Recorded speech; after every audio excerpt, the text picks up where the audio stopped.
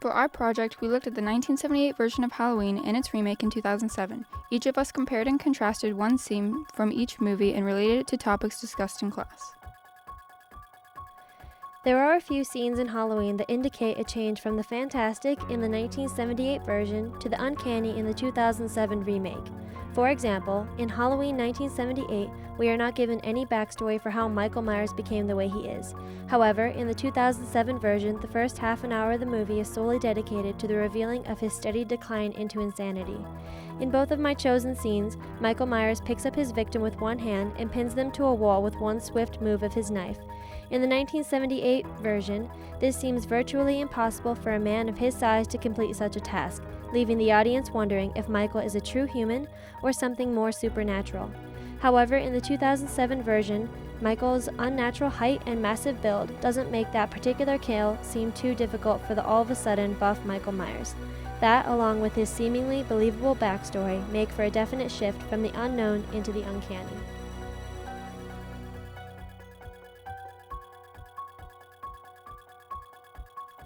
When comparing and contrasting the death of Michael Myers in both the original and remake of Halloween, many differences can be spotted. To start off, the scene from the original film made in 1978 is 5 minutes shorter than the remake made in 2007. In both films, the mise-en-scene is fairly dark, adding a lot of suspense. The scene from the original version includes Michael Myers approaching Laurie from behind and then immediately attempting his attack. He begins to choke her and Laurie fights back. In the remake of the film, there is much more suspense leading up to Michael's attack on Laurie. While running from the killer, Laurie falls into a drained pool, which traps her. Michael moves much slower towards her while Laurie screams uncontrollably, which is very different than the original film. Also in the remake, Laurie doesn't get a chance to fight back because Michael is shot as he approaches her by a policeman in a trench coat. The man yells and shoots Michael 3 times until he's on the ground, hopefully killed.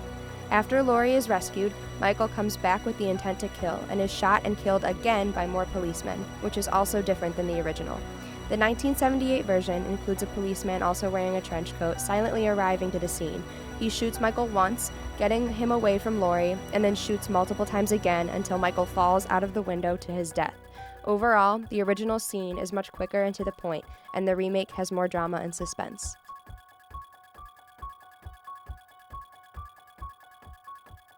There are several differences in how Michael Myers' childhood kills present him in the beginning of the Halloween films.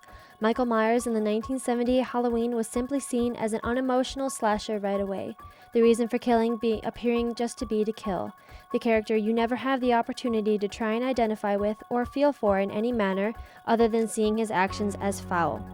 Michael Myers in the 2007 Halloween gets a story added behind him. You're introduced to him as a kid in a chaotic home. Even after seeing that he clearly killed his pet and has little to no remorse for these actions, you manage to move on from this and soon pity him for the home life he has to suffer. Something you learn is similar even at school. He is ruthlessly picked on and misunderstood there as well, this acting as a motive for him to start slaying humans.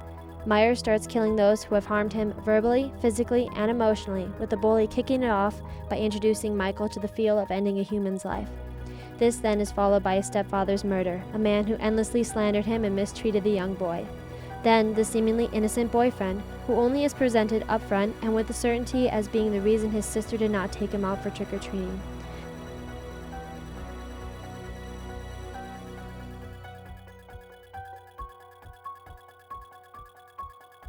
I will be comparing both versions of Michael Myers. The first point I would like to make is about the actor who plays our famous masked killer. Tony Moran, who plays the 1978 version of Michael, was a smaller man compared to some of the victims in the film. In the newest installment to the series, Tyler Mane was much bigger and gave a more intimidating and horrific feel to Michael. Tyler Mane also gave the masked killer a much more menacing feel. Tyler Mane gave a more brutal movement to Michael in the way he killed and pursued his victims. Another point would be that Michael's kills were very gruesome in the 2007 remake compared to the original. In the original, most kills showed little gore, and as an example, Michael's first kill in the original showed only blood on the knife, which wasn't shown until the end of the scene. In the remake, there is gore everywhere in each kill. The last point would be arguably Michael's most iconic piece, his mask. In the original, the mask did not have much detail and was very loose-fitting, which gave him an empty feeling and made it feel like nobody was behind the mask.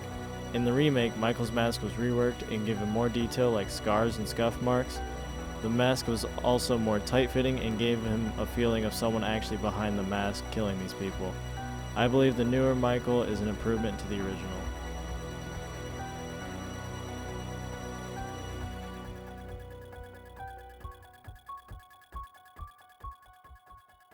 In the original 1978 Halloween, after Michael Myers murders his sister as a young child, Dr. Loomis is assigned to therapy sessions with Michael.